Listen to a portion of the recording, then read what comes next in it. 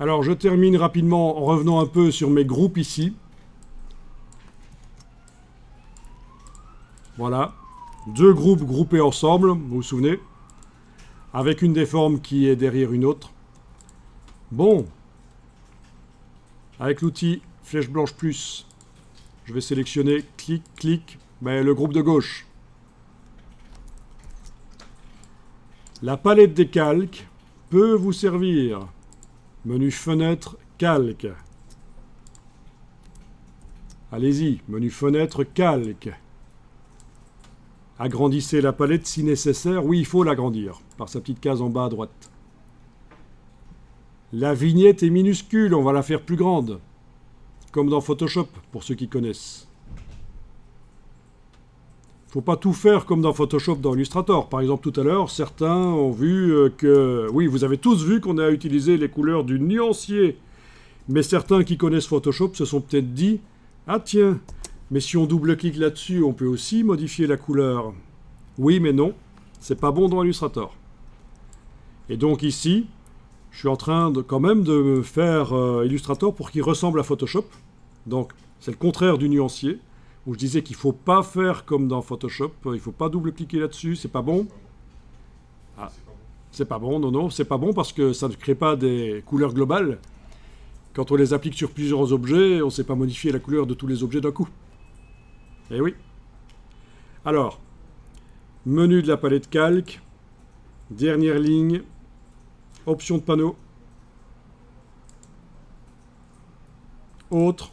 Vous pouvez indiquer par exemple, le maximum c'est 100, voilà 100. Ok. Et voilà, on a des grandes vignettes. C'est trop en fait. On va mettre plutôt 50. Moi je vais mettre 50 sur mon écran. 50, voilà.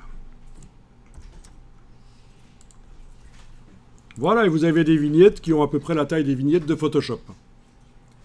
Et alors, qu'est-ce qui se passe si on clique là-dessus ?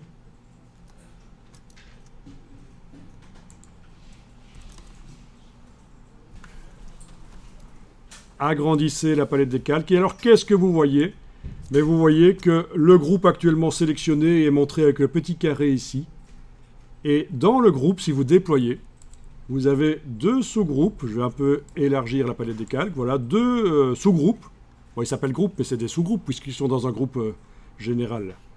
Et là-dedans, vous avez les formes qui sont dans ce groupe-là. Et vous trouvez la forme qui est cachée derrière une autre.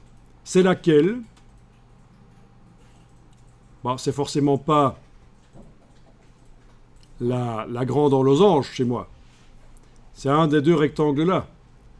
Pour savoir lequel c'est, je clique sur la cible ici. C'est pas celle-là. Autre cible. C'est celle-là, oui. Et là, je peux la prendre par son bord et la bouger. Ou même la laisser derrière et me dire, tiens, je vais prendre la vignette et la mettre au-dessus du losange. Voilà, je déplace. Une ligne bleue m'indique où je vais insérer. Et voilà. Elle est au-dessus. Dans l'empilement. J'ai modifié l'empilement. L'empilement, je vous rappelle, c'est l'ordre de création des formes. Mais vous voyez qu'on peut aller modifier l'empilement, bien sûr, des formes.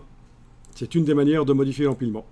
Donc, je voulais vous montrer ça. C'est que les groupes, on peut aussi les manipuler par la palette des calques. Par exemple, si je veux sélectionner uniquement le groupe de droite sans utiliser la flèche blanche plus, j'oublie qu'elle existe, ben, je peux faire ceci. La cible devant le groupe de droite. Il est sélectionné. Si c'est le groupe de gauche que je vais sélectionner maintenant, la cible devant le groupe de gauche. Il est sélectionné. Voilà. Donc, vous voyez, la flèche blanche plus, vous pourriez même ne pas savoir qu'elle existe si vous connaissez la méthode des petites cibles ici qui permettent de sélectionner des objets à travers un groupe ou un sous-groupe, éventuellement, quand il est groupé avec un autre groupe.